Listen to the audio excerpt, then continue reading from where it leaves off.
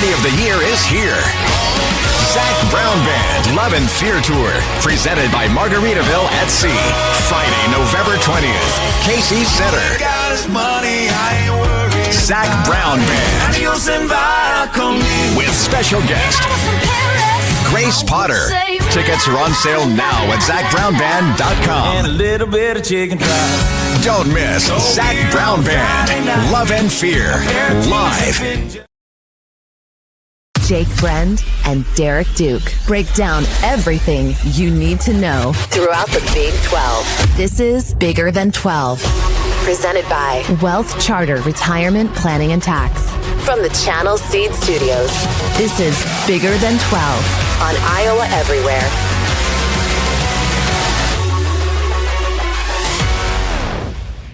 Welcome into the Channel Seed Studios for Bigger Than 12 here on February 8th. It is Super Bowl Sunday, and it's also Bigger Than 12 Sunday. Pick your poison.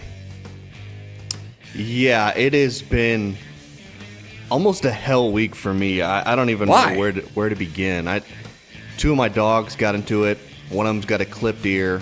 Oh my gosh. Yeah, that was not a good situation. Spent some money. Then yesterday, on Saturday, I decided to work for a couple hours, pick up some OT at the day job, which was fine, great. And then I get out, I have to go to a couple shower that's about an hour away.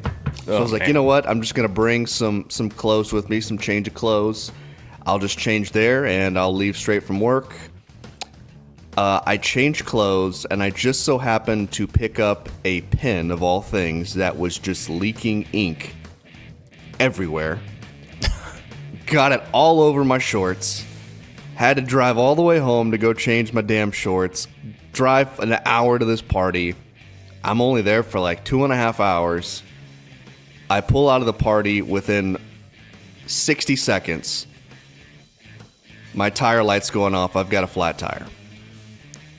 So had to change that tire. Of course, the spare didn't have much air in it, so got the spare on. Had to go air that up, and now today, my Super Bowl Sunday is going to be spent, for hopefully not too long of it, but going to get probably just a new set of tires at this point. So it was coming anyways, but of all days, Super Bowl Sunday to get tires.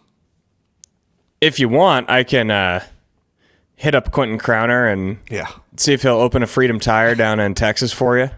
Oh, I wish he was open last night because I just would have got it done then, but my God.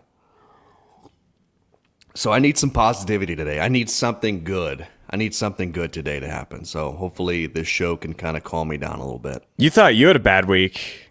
How bad of a week did Kevin Young have with BYU? Losers of 5 of the last 6. We're going to get into that.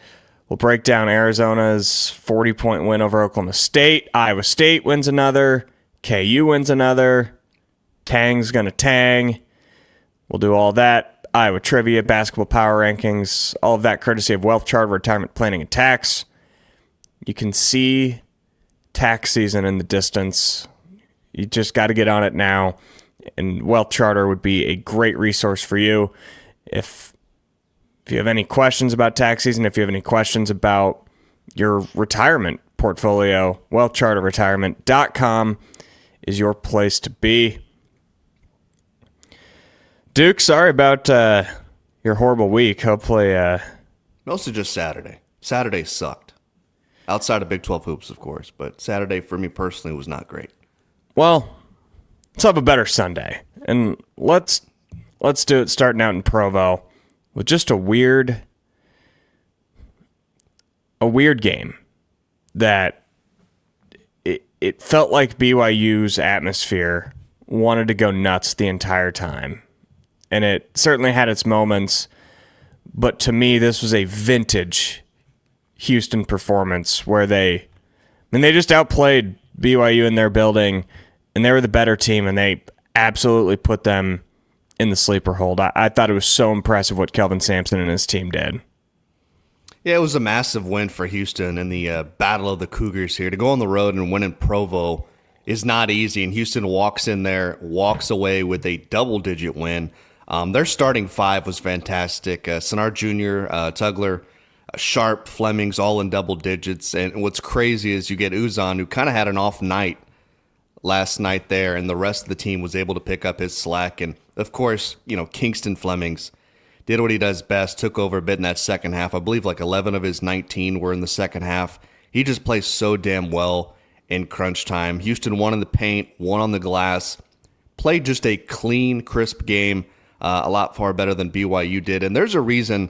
I know they just lost to Texas Tech a couple weeks ago on the road in Lubbock, but before that, it had been like 2 years since they lost a road game in the Big 12. I don't know what it is.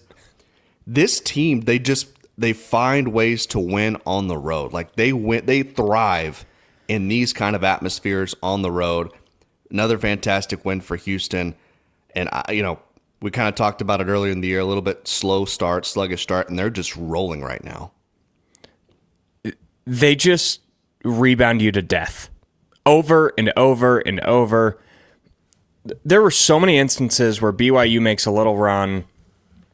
It looks like, okay, they're one stop away from getting back in this game. They're one shot away from getting back in this game. And they'd get a stop, and then Houston gets the rebound.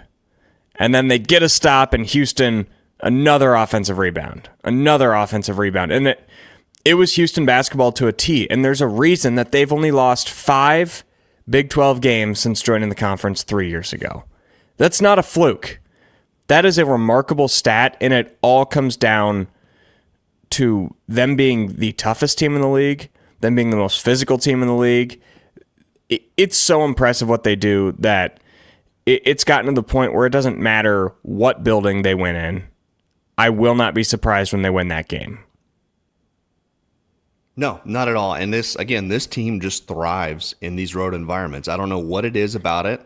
I mean, that's absurd. 5 games since joining the conference. That's just, you got to say, they're the new outside of this year, because Arizona's doing what they do. Arizona's undefeated. We'll talk about them later. But Houston has just been the gold standard of this conference ever since they stepped foot in it. And everybody else has been trying to chase them.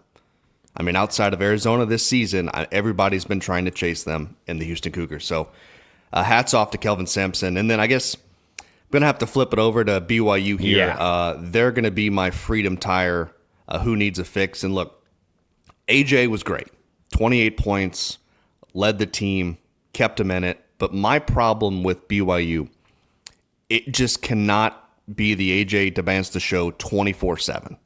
If he drops 30 and nobody else helps him, this team isn't going to win these types of games against the Houstons, against the Kansas, against Arizonas, or against Iowa State. Robert Wright was the only other player for BYU to kind of contribute offensively on that end with, 17 points? And outside of that, Richie Saunders wasn't great. He's a guy we talk about every week on the show. And neither was the rest of the starting 5. And their bench, 4 points? They were non-existent in that game. And it also doesn't help when you shoot, 57% from the free throw line on 28 attempts. You got to get better there. This is now, 4 straight losses for BYU. I get that the schedule was brutal the last 2 weeks. And looking forward, when I look at the remaining schedule, you still got to play Arizona. You got to play Iowa State, Texas Tech. With the way they've been playing the last couple weeks, they ain't winning any of those 3 games. Which means you look at it now, they're already at 5 losses. Say they lose those 3 games. That's 8 losses in conference play. I don't think any one of us sat here before the season and thought that this team would lose 8 conference games.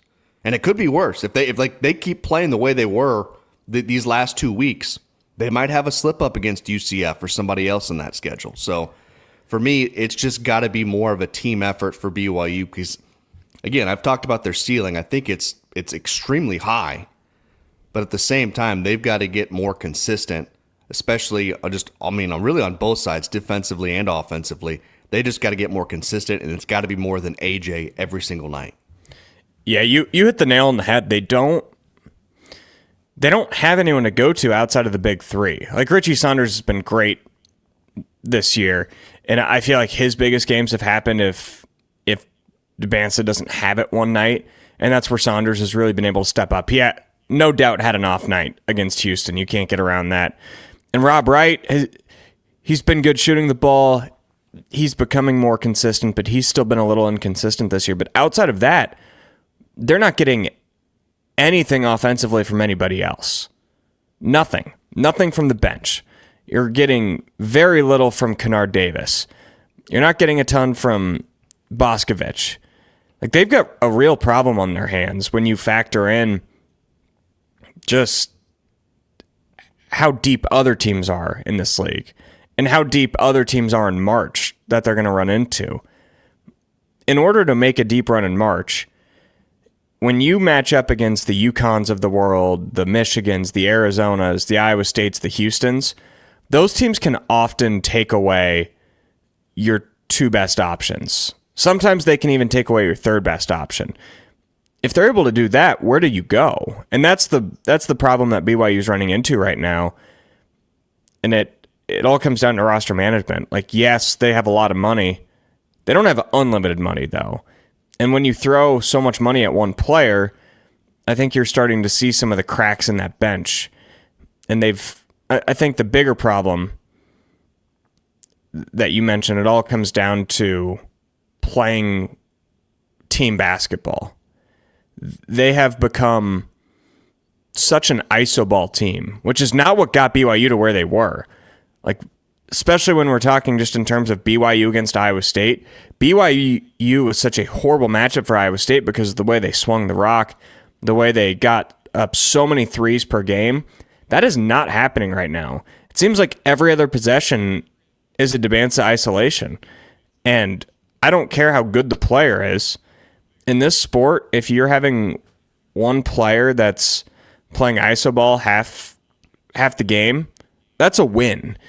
If when Iowa State goes out there to Provo in a couple of weeks and Debanza tries to go win the game by himself, that's a win for Iowa State. And they've got to find a way to get a little bit back to the identity that they had last year, while also still leaning into your top 3 NBA pick. Yeah, and we talked about last year's team was so fun to watch. They were playing at a high level. They were sharing the basketball. They had a flow offensively, and you're right. I just don't feel like they're doing that right now. Like earlier, a couple weeks ago, I actually felt like it was somewhat normal, and then it's just like these last, I don't know if it's because these games are starting to tighten up for them or what it is, because now it really feels like it's one-on-one basketball with AJ. And look, he's a great guy to watch. He's outstanding to watch. There's a reason why ESPN wants him on TV nonstop. But at the same time, for BYU to win these kind of games, to make a run in the NCAA tournament, they're going to have to do more than just AJ. Like, it's going to have to be a team effort. Absolutely. You're completely right. And that does lead me into my carbless refreshing take. So right after your Freedom Tire Who Needs a Fix about BYU, I'm going to give a refreshing take about BYU, and it's all brought to you by Carbless Premium Handcrafted Cocktails. I might enjoy a couple tonight while watching the Super Bowl. Carbless is always at the party, and it's a good 4-pack, it's a good 12-pack to bring to your Super Bowl party on Sunday.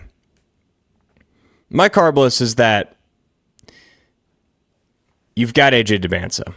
Like, that is still happening. You've lost 5 of 6.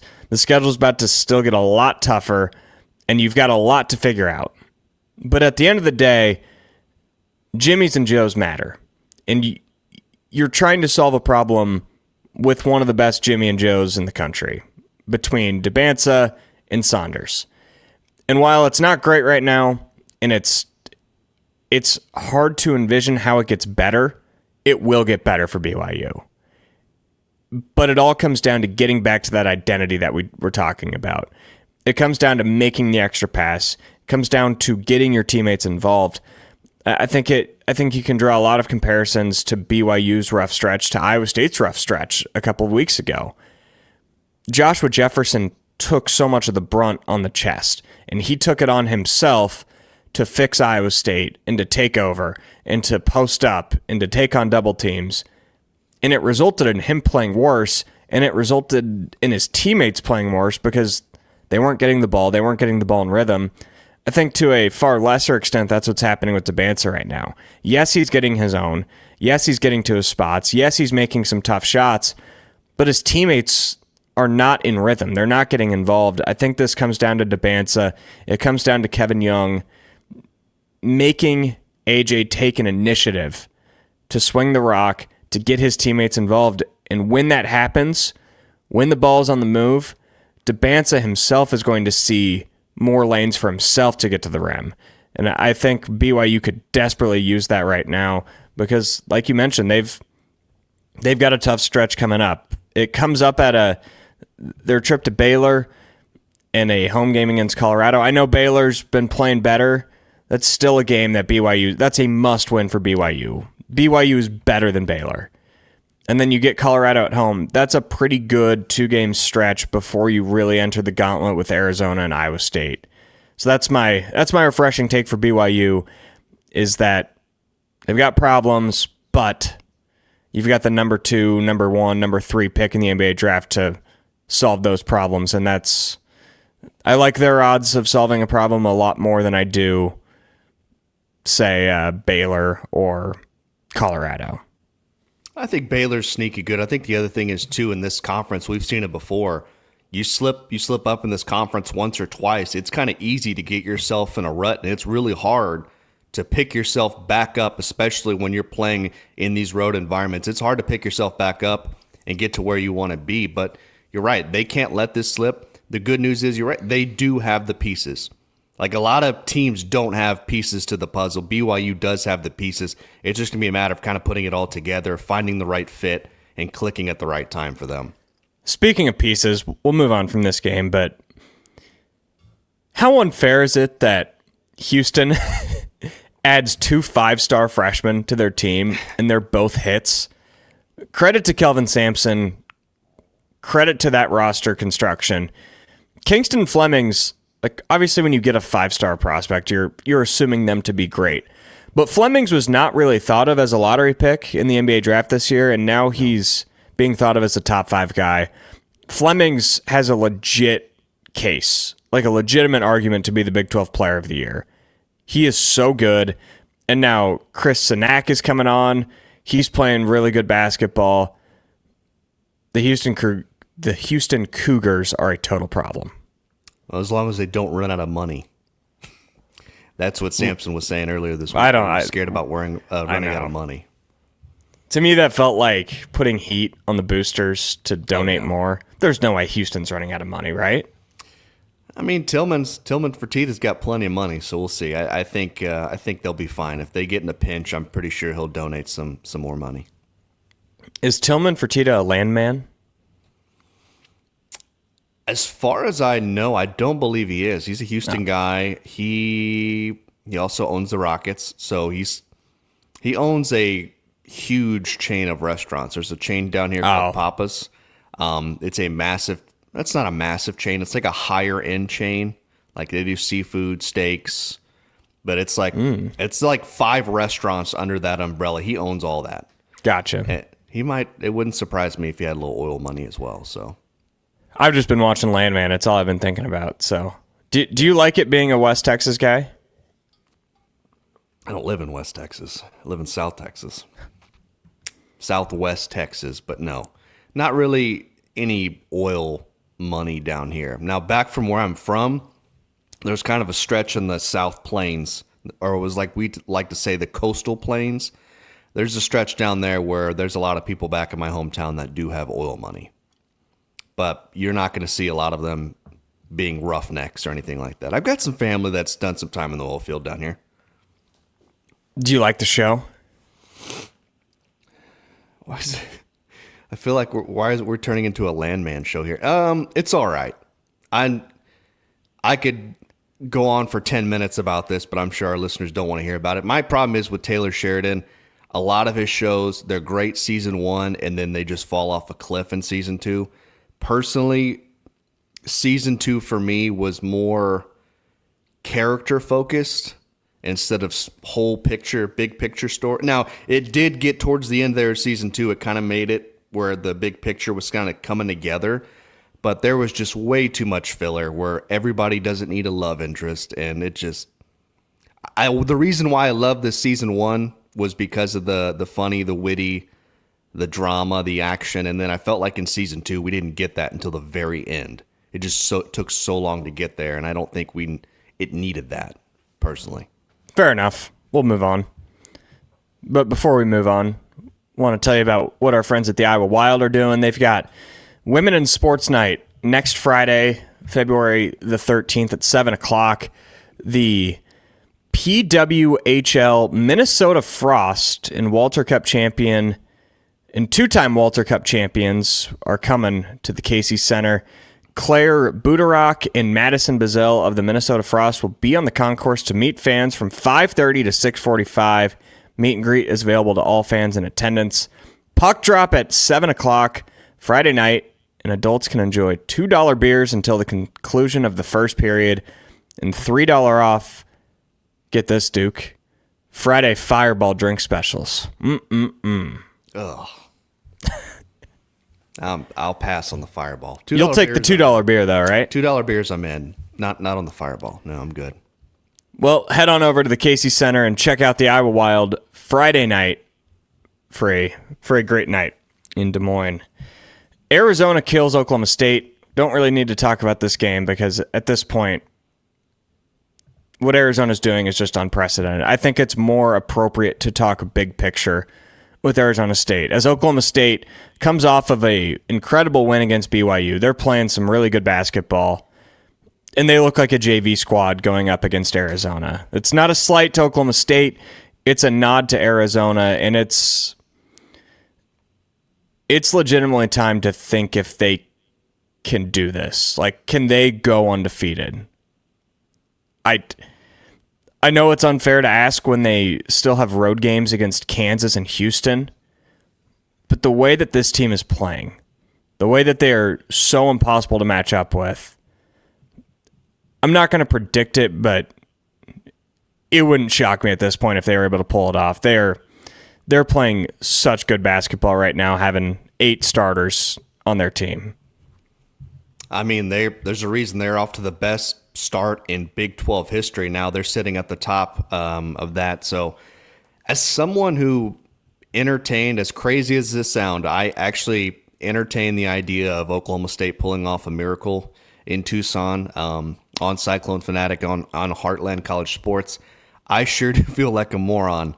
I watched this game, and people are going to look at Oklahoma State and say, like, oh, they aren't that good coming into this game, but they were probably playing their best basketball of the season coming into this one. Fresh off a big win against BYU earlier in the week, but Arizona just beat them down. I mean, they got their ass whipped like I used to get my ass whipped back in the day, whether it was at home or school, by the principal. For those listening who are probably confused by that statement, I went to a public school that had corporal punishment, but I can get hit with a paddle. But that's another story for another day. But anyways, this was a game where Arizona basically just flexed their muscles and laughed at everybody on Saturday. I mean, 13 players saw time for Arizona due to the lopsided score, and it was pretty much over at halftime. They were up 18.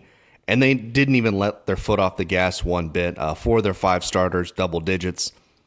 And defensively, I mean, they didn't even let Oklahoma State breathe in that game. Did you see the Cowboys shooting percentage in that game? Yeah, it's unbelievable. 25% from the field. If they played that game 100 times, I think that would probably only happen once, and it just so happened to be this game. And Arizona just manhandled them in the paint, on the boards. They just won at every phase of the game. Oklahoma State just picked a really bad time to have their worst shooting performance.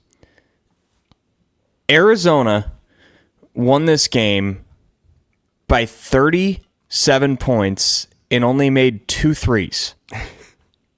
How is that even possible? That's what's so ridiculous about this team is they're not that great of a shooting team. Like, they're a good shooting team. They're not that great, but it doesn't matter. And there's going to be nights where they are a great shooting team. And if they were a great shooting team on Saturday, well, they've won by 60? Yeah. That's what's so impressive with this team right now. Between Koa Pete, Tobe Awaka, you just have bigs after bigs after bigs that can rebound, that can deflect shots, block shots in the paint. Like, there's just nothing you can do against them other than hope that you're making shots that night. I don't even know what you're supposed to do, what the game plan's supposed to be. You can't even pick a weakness for Arizona. it's like they can mold to any type of game for any team. Like if they want to go down low, they can go down low. If they want to pass it outside, they can pass it outside. They can play great defense. It doesn't matter what the opposing team's strength is. Arizona, I feel like, can just match it and just do it better. So it's just they're all around just a great basketball team. Well, and you think about their shooting. Even if their three-point shooting isn't great, they're such a good offensive rebounding team that 40% of the time a shot goes up, they're going to pull down an offensive rebound.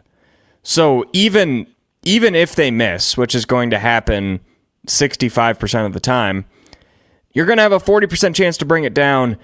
And if an Arizona big between Krivas, between Pete, between Awaka, if they bring it down, what's the likelihood they're going to score?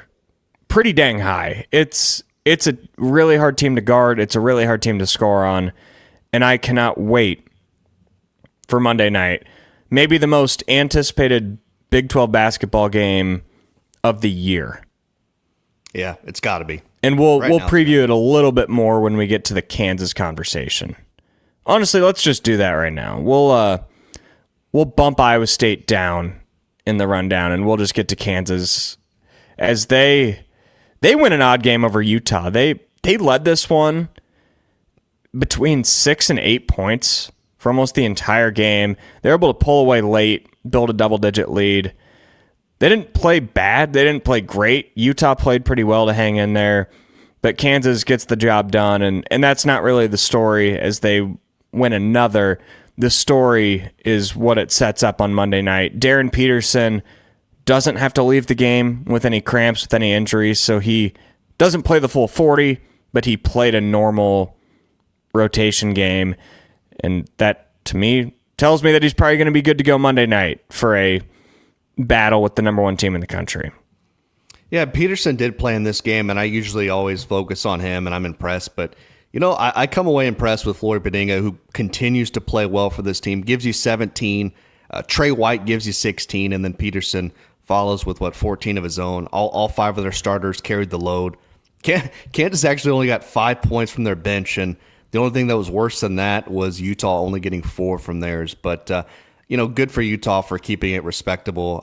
I thought they were really going to get their ass handed to them, but they fought pretty well there. But as for Kansas, I think this was just a case of them probably looking ahead a little bit. I mean, it's hard to blame them when you're playing Utah at home, and then in 2 days you're going to be hosting Arizona. So I don't really blame them, but Kansas is actually going to be the focus for my carbless, refreshing take of the week. They were just too much for Utah to handle, especially in Fog Allen, and now Kansas has won 7 straight here, which is I did not see that coming after their 1-2 start, but they've now won 7 straight, facing Arizona on Big Monday, which I believe I saw this is going to be the first time under Bill Self where they're facing the number one team in the country at home. Is that correct? I thought I saw that somewhere out there. It's the first time since 2003 that the number one team at Allen Fieldhouse will be on the other side. Okay. Kansas has never beat an AP number one at Fog Allen. They are, I believe, 0-5. 0-5. So guess who the last team they lost to that was ranked number one was?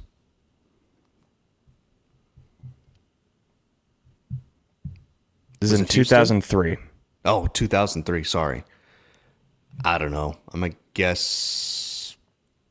Was it a non-conference game or a conference game? Yeah, it was non-conference. I don't know. Duke? The Arizona Wildcats. The Arizona Wildcats. So it's fitting. It'd be fitting. And Bill Self has never lost a Big Monday game at home. 38-0. That's a stat that is... It blows your mind to even comprehend that.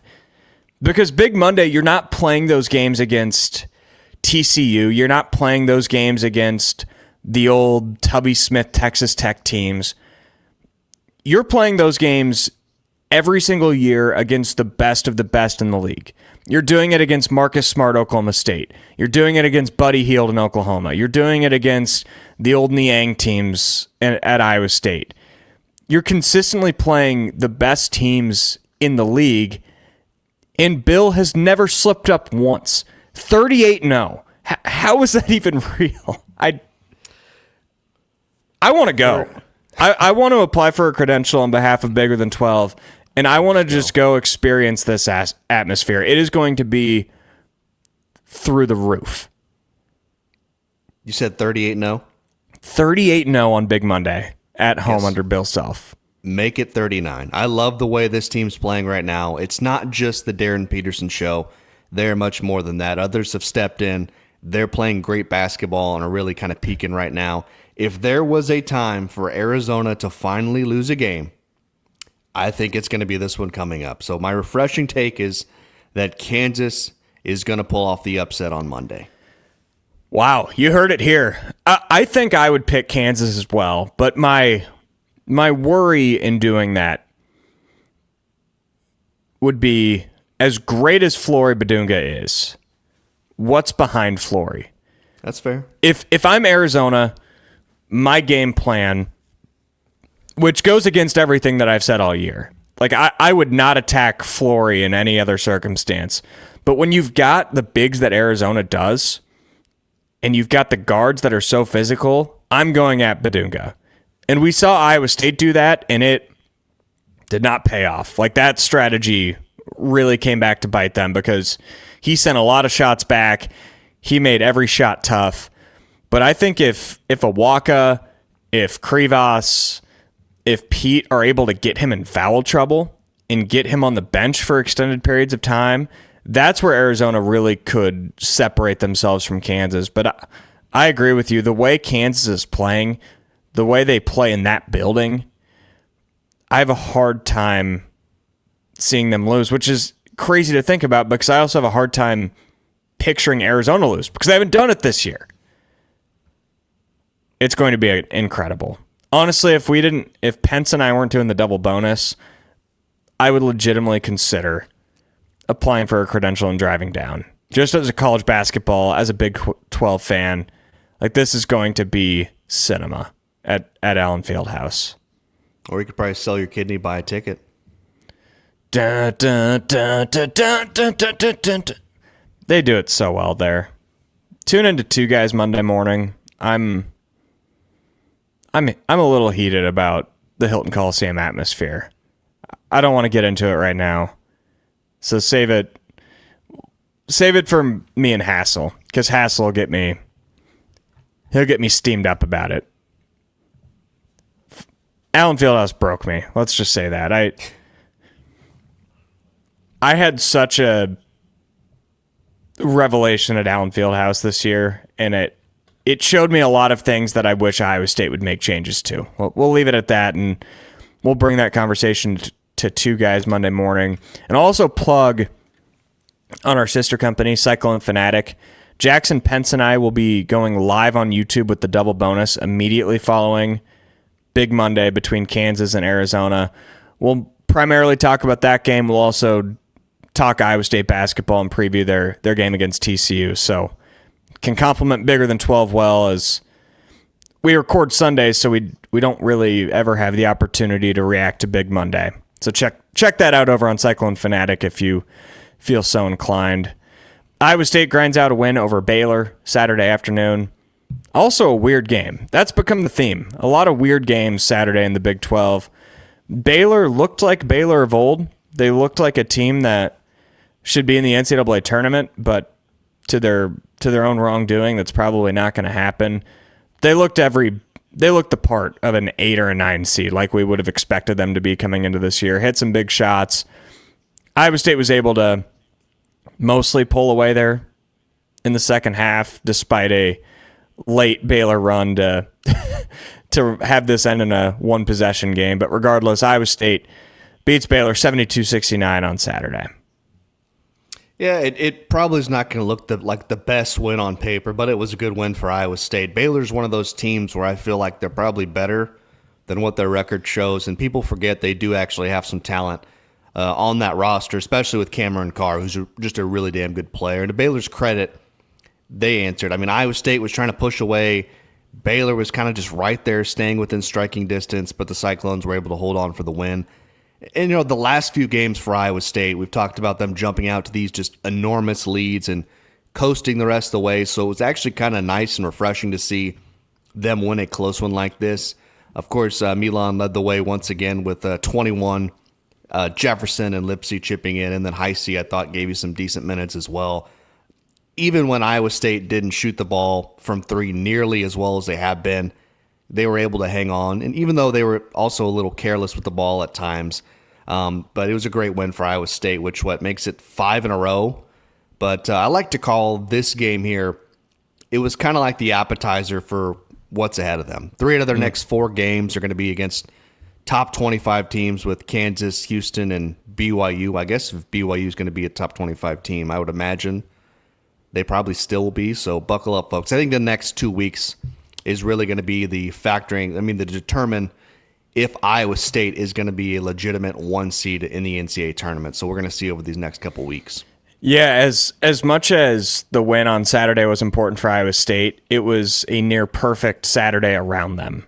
Between UConn losing to St. John's Friday night, Duke falling to North Carolina, Illinois losing to Michigan State, all of the teams ahead of Iowa State that they needed to lost. And that's important now, but like you said, that all comes into play if Iowa State can take care of their own business. And that starts with the sneaky trap game Tuesday night in Fort Worth. Like, that is not a great atmosphere at TCU.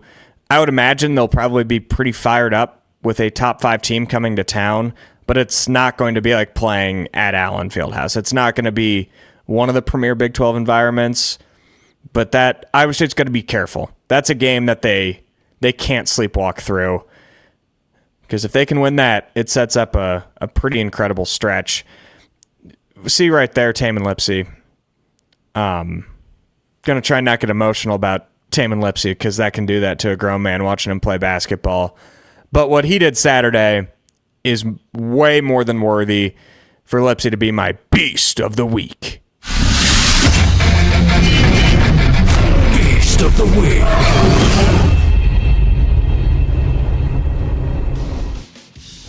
The beast of the week is brought to you by the Monster, The Beast. It's a hard seltzer. It's delicious. It's like actually really freaking good. You should check it out. If you're into the seltzers, they've got so many different flavors, and it brings your favorite energy drink. It brings a new twist on it. So check out the Beast Hard Seltzer. And Tamin Lipsey's my beast of the week.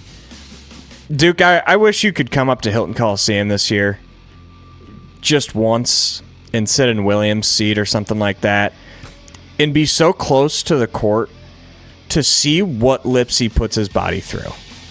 The way that he is diving on the floor for loose balls, the way that he is throwing his body, it doesn't even matter what part of his body, his head, his knee, his back, what he's doing for his team, for his program, for his hometown team, his community, it's inspiring, and it's something that every coach around America, whether it's a college team, whether it's an AAU basketball team, it's something that could be used as an example for how you're supposed to play the sport of basketball, because Lipsey sees the light at the end of the tunnel.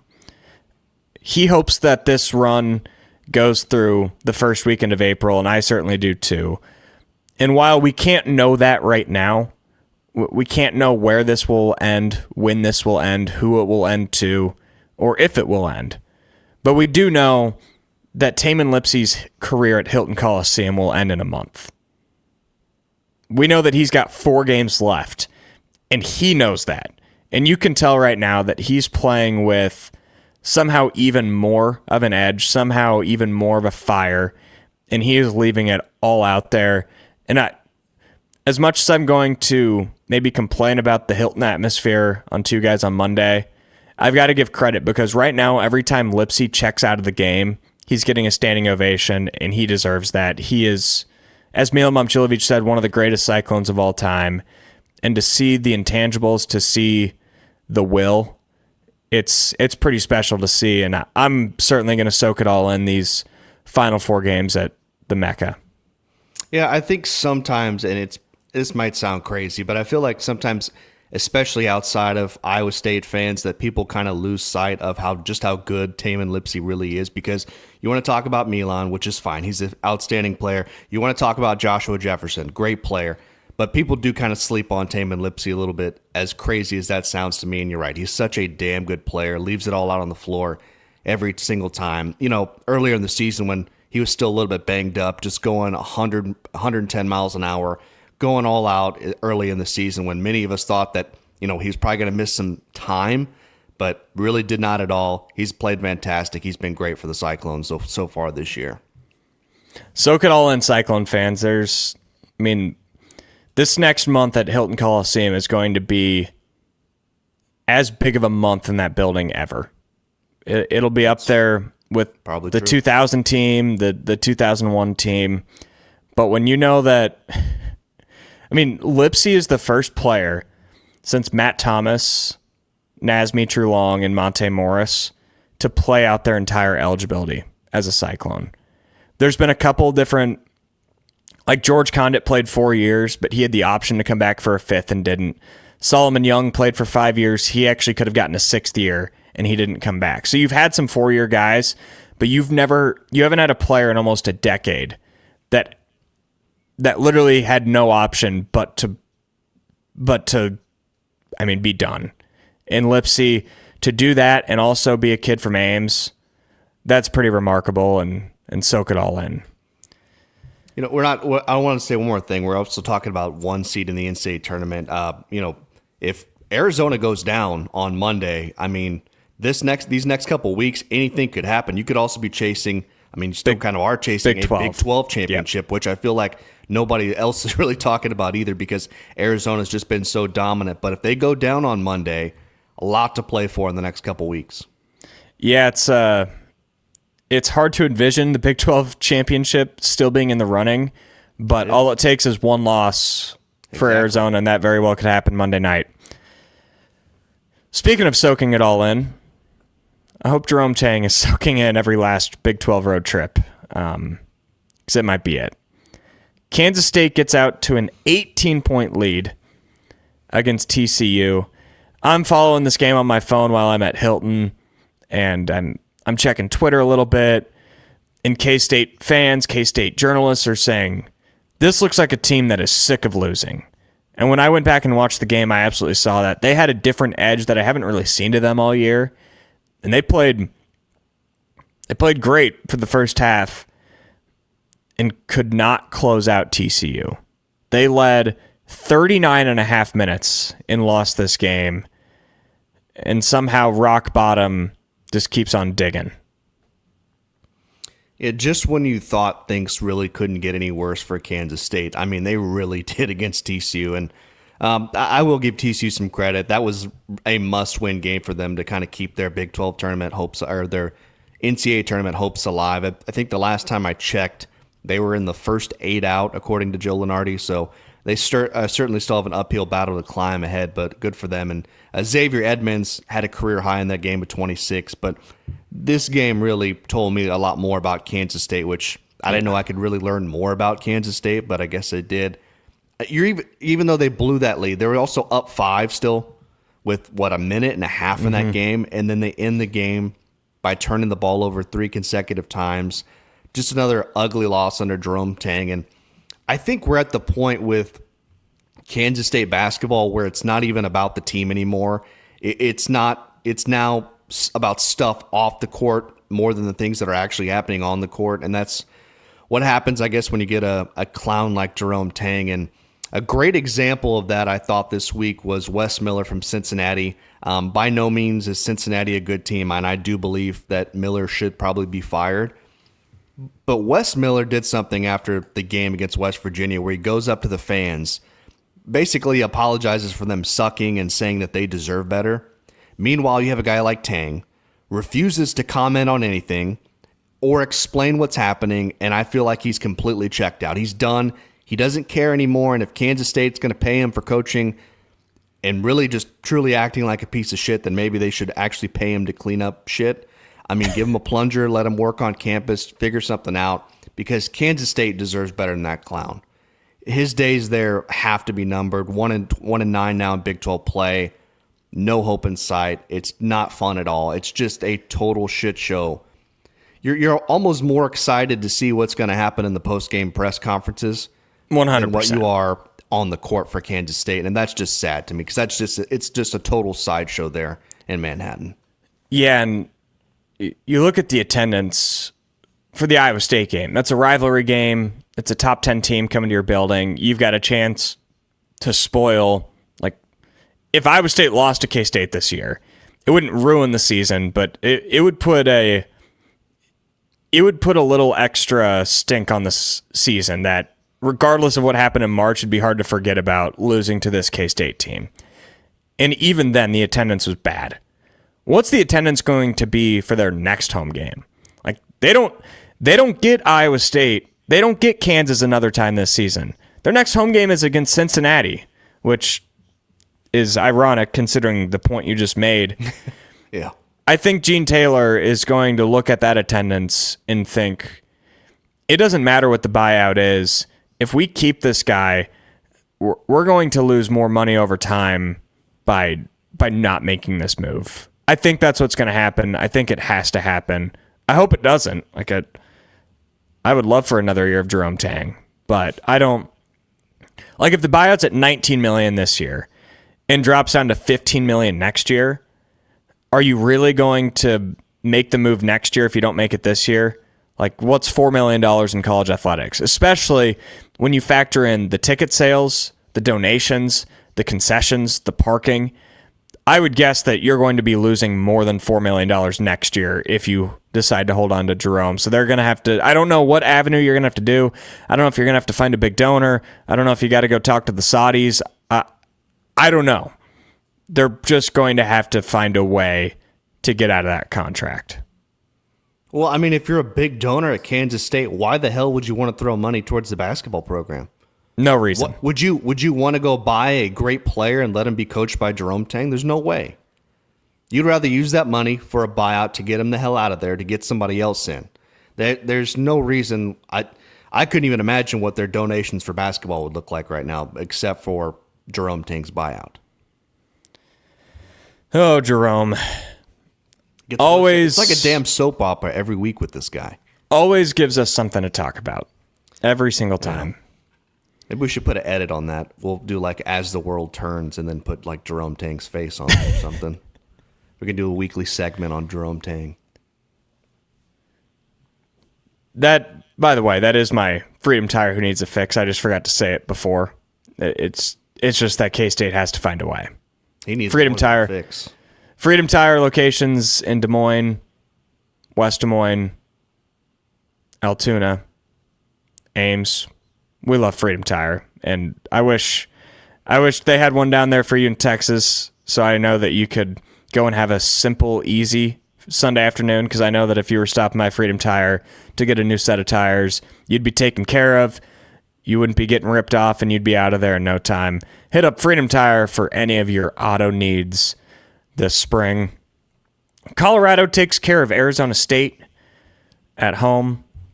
Good game. This was I had this on my second TV watching down the stretch.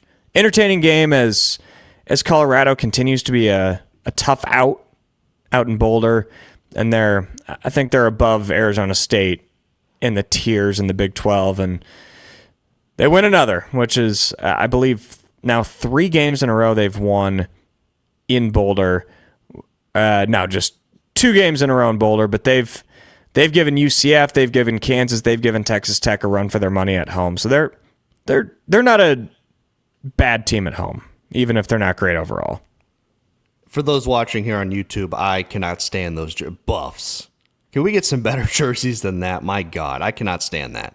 Yeah, but Colorado, those are terrible. Those are awful. But not a ton to take away here between these two cellar dwellers. But Colorado did take care of business at home, and you know who took care of business? It is Barrington Hargress, who's going to be my monster beast of the week.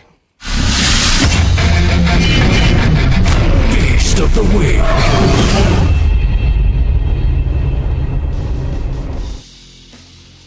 What a name. Barrington Hargress. Sounds like some fancy scholar, but instead he's lighting it up on the court. Hargress finished with 23 points, 10 from 15 from the field. Led all scorers in this game. This was really a much-needed win for Colorado, really after getting their ass kicked by Baylor early in the week. So they really needed this win because their schedule down the stretch is brutal, man. I'm not going to expect miracles by any means from this team, but I do want to give a shout-out to Hargress for his performance on Saturday night. I thought he was excellent there for Colorado in a game which that you got to beat Arizona. When you play Arizona State, you got to beat them. Speaking of dead coach walking, man, and I think Hurley knows it. Wes Miller knows it. Hurley knows it. Tang knows it. I don't know if Tang knows it. I think he does. You'd like He's to think he does, but man, would it surprise you if he wasn't self-aware enough to know that? Sorry, I just turned this Colorado conversation back to Tang. My bad. He's probably just thinking, you know what? I'm just going to get paid a shit ton of money. If they fire me, they fire me. He's already said that. I mean, he said that before the year. Yeah, well, it doesn't surprise me coming from his stupid mouth, but yeah, no. Aiden, you have to find that clip and maybe we can play it next week of him talking about, yeah, if I get fired or I've got the best job in basketball, if I get fired, my wife and I will just travel the world and build orphanages. Exactly what your fan base wants to hear from your multi-million-dollar college basketball coach. We got 2 games on Sunday. We're obviously not going to talk about them, recording before. Texas Tech at West Virginia, UCF at Cincinnati. That should be a win, yeah. Win 2? I mean, both games are within 5 points spread-wise.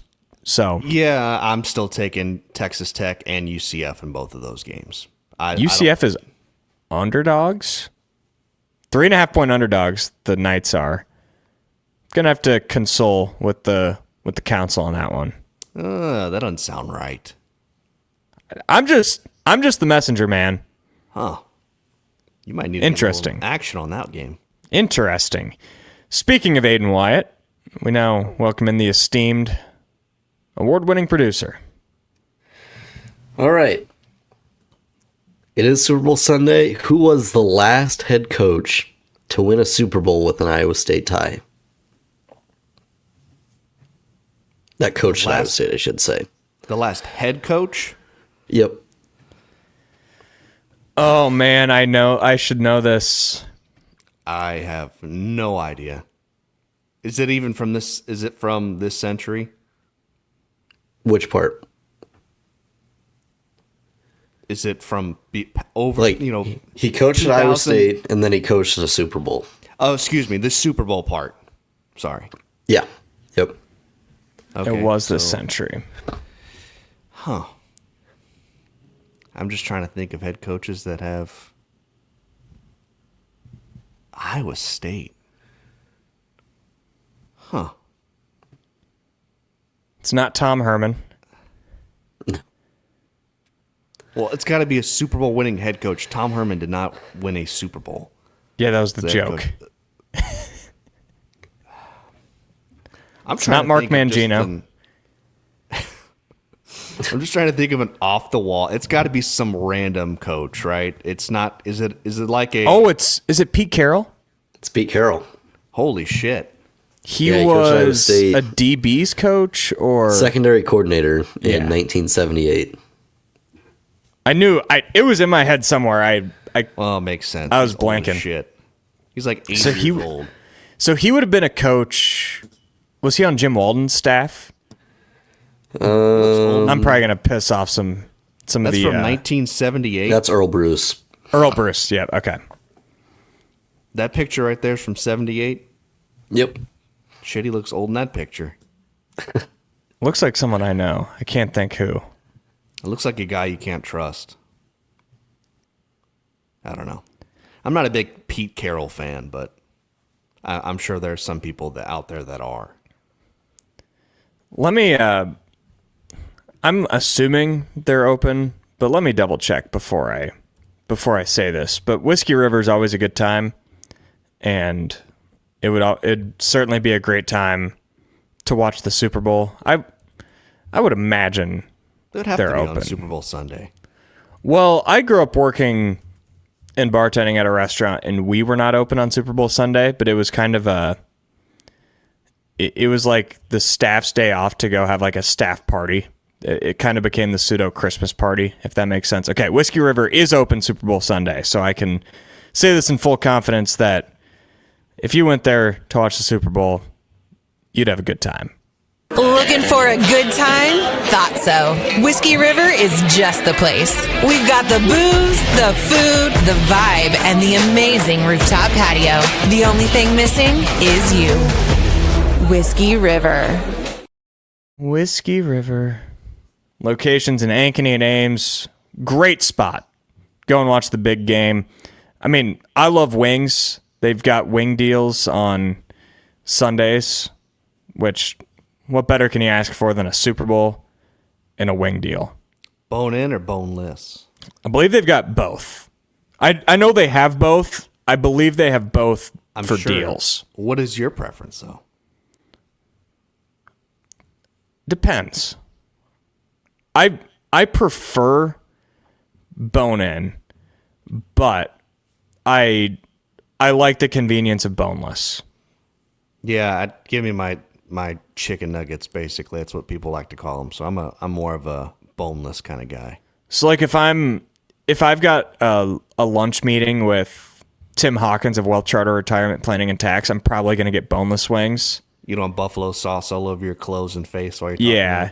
Yeah. But if I'm with a couple of my closest friends or my family, give me the bone-in. I don't care how I look at that point. I don't care how I'm. Yeah, that's true. How I'm perceived. But either way, Whiskey River, go check it out. They're bringing us our power rankings every single week. I've got shocker at number 1. The Arizona Wildcats staying undefeated. Number 1 team in the country. Number 1 team in the best conference in basketball. Houston stays at number 2. Another super impressive win. Kelvin Sampson. Running out of words to describe how great of a coach he is. Iowa State stays at number 3 for me. Make it 5 wins in a row. But I could have made a really compelling argument for Kansas considering the Jayhawks beat Iowa State a month ago. Both teams are playing really high-level basketball. I'm still giving a slight edge to Iowa State over KU, but that will be decided by next show on next Sunday following Iowa State and Kansas. And then, man, the 5th spot was tough because Texas Tech lost 2 games. Or they've lost their last 2 games. They lost this week. But Central Florida lost by 30 to Houston. Oklahoma State lost by 40 to Arizona. TCU is West Virginia had a nice win, but they're still So I'm just going to keep Texas Tech at 5. It was a really hard 5th spot to fill. Things should be a little more sorted out by next week. Yeah, we have a totally different top 5 here, as Aiden's going to put mine on the board now. See how different that looks? Same exact top 5, but Arizona at 1, obviously. Houston at 2, they're playing great. Iowa State at 3, Kansas at 4. You're right. I've kind of said that over the past couple weeks. Could probably flip-flop those just because Kansas does have that head-to-head. But Kansas is kind of still more recent in my top 5. Iowa State's been there all year long. Then Texas Tech at 5, you're right. There's just nobody else to put there. Like, you can't make a case for BYU after dropping, 4 straight. I can't put them in my top 5. UCF struggled. And, yeah, everybody else is just kind of another tier below that. So I feel like you have to put Texas Tech there at number 5. Well, good luck with the Tires. Enjoy the big game today in Morgantown. And enjoy any other big games that might be happening on Sunday. I know I will. Yeah, the Super Bowl, which I don't know. I just feel like I could care less about this Super Bowl. My Super Bowl is the matchup between Grant McCaslin and his former assistant, Ross Hodge, at West Virginia Coliseum. I mean, yeah, that's probably, out of the 2 games, that's going to be the better one. But, yeah, I don't know. This Sunday kind of just feels bleh. It's crazy to say that on Super Bowl Sunday. Maybe if we had a different Super Bowl matchup, I'd be talking differently. But see, all that matters for me, I don't care the teams. As long as it ends up being a competitive game, I'll be locked in. But if this game is 17-0 in the first quarter, I'll be very disappointed and checked out. Regardless, so if it's the Browns and the Saints playing in the Super Bowl, I don't really care. As long as it's a good game, that's what I long for on Super Bowl Sunday. And for the Eagles to lose. You're just watching for the halftime show. I know you. This has been Bigger Than 12. Oh, man. Here in the Channel Seed Studios. I had to sneak that one in there. Very excited for the halftime show. You should pull up Bigger Than 12. You should pull up all of your Iowa Everywhere shows tonight during the Super Bowl here on Iowa Everywhere. Thanks for tuning in to Bigger Than 12.